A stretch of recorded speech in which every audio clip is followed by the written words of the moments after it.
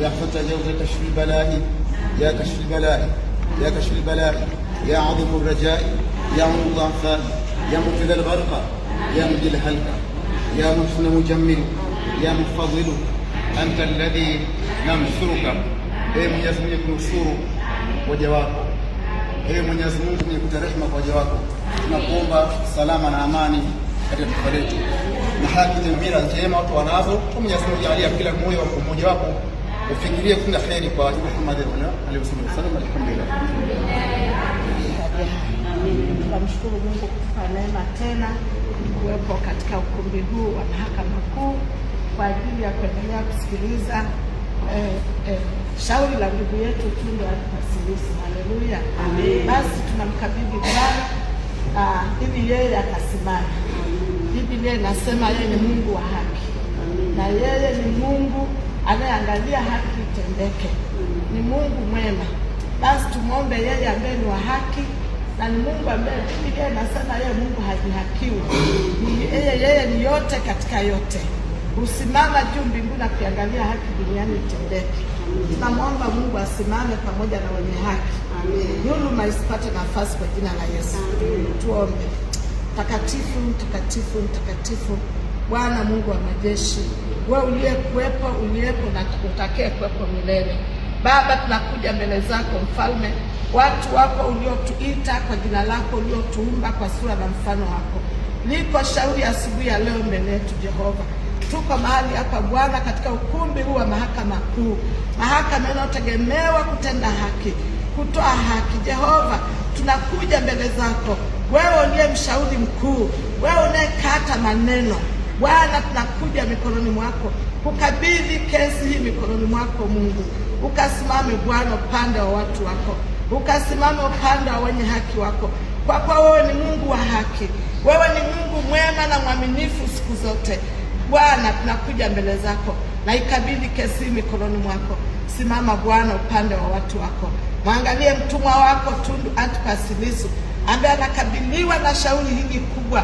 Jehova, kwa kuwa haki inatoka kwako, na wewe ni Mungu unayeangalia haki katendeke, na mkabidhi mikononi mwako. Tie nguvu, msaidie, mpe hekima, mpe maarifa, mpe ufahamu, mpe ujasiri. Bwana, akasimame kama Daudi alivyosimama mbele ya Goliath.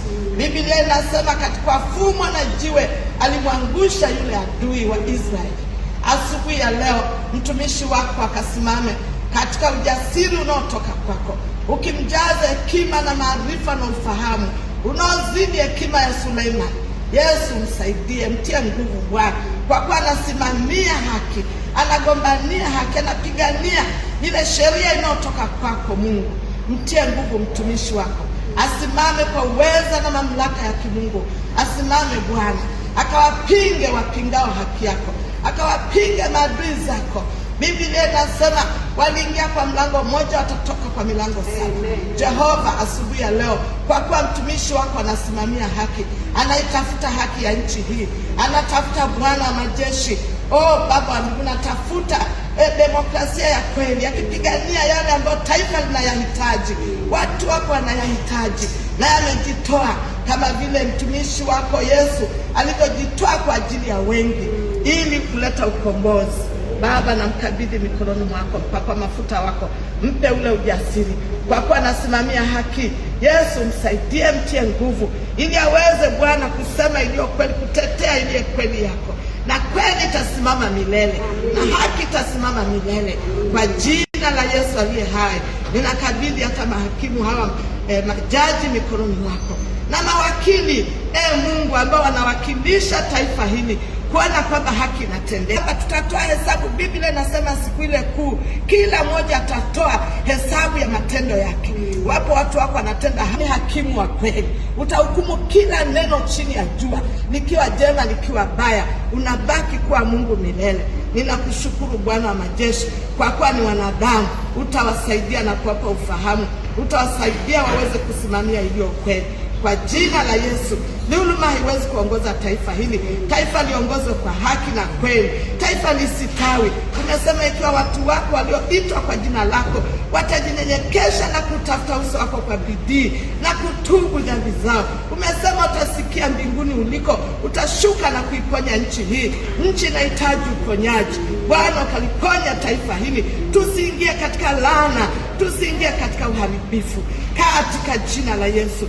Ninakushukuru kwa sababu tena kuonekana, kajidhihirisha tena Bwana, dhuluma isipate nafasi, katika jina la Yesu aliye hai.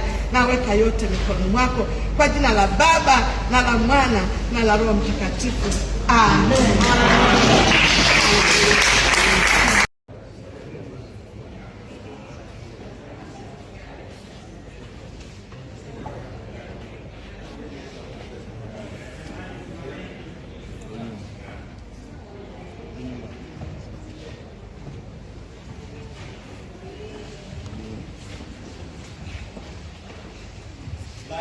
Life.